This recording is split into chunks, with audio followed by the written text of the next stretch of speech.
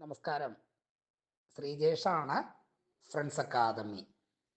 നമ്മൾ B class supervisor theory പരീക്ഷയ്ക്ക് വേണ്ട പുതിയ ബാച്ചുകൾ സെപ്റ്റംബർ 4-നാണ് ആരംഭിക്കുന്നത്.